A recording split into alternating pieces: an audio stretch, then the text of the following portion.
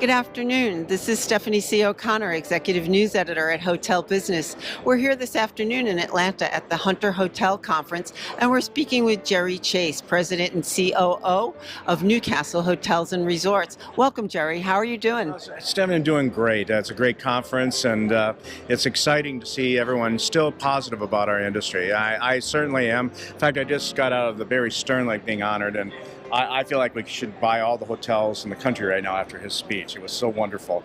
We're doing fine. It's a good industry to be in right now. Mm-hmm. What's new at Newcastle? Newcastle, well, it's interesting.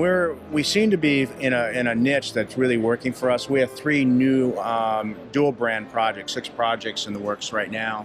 And we're really excited about how those work together. We did one of the first dual brands up in Syracuse, New York, Residence Inn Courtyard, that came out in the industry about 4 years ago. So we were kind of the leader on that approach. And it worked so well for us, we were able to really implement it into 3 other major markets. So we're pretty excited about putting those into our system. Mm-hmm. That was one of the topics this morning at a session, dual brands, triple brands. There's even talk in Dallas of doing a 4 branded property.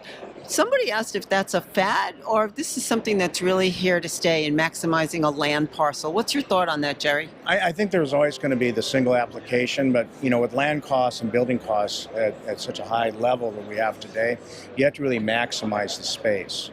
And unfortunately, you can't, in a lot of markets, build, like, again, example, 1,000-room hotel, Mm-hmm. and expect to build on a one application. But if you have that broken down to 3 components, an extended stay, a limited service, and a luxury property, you have 3 different customer bases you can draw from, and you can always move them back and forth.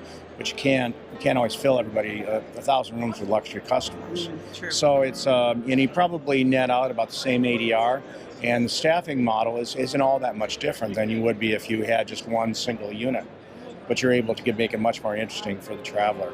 Mm-hmm. So I think it's here to stay. I think you're seeing it grow in Europe. You're seeing, certainly we're doing up in Canada now. I think there's a lot of parts where land is becoming more scarce, and I think it will only become more scarce as time goes on, especially some of the major urban markets.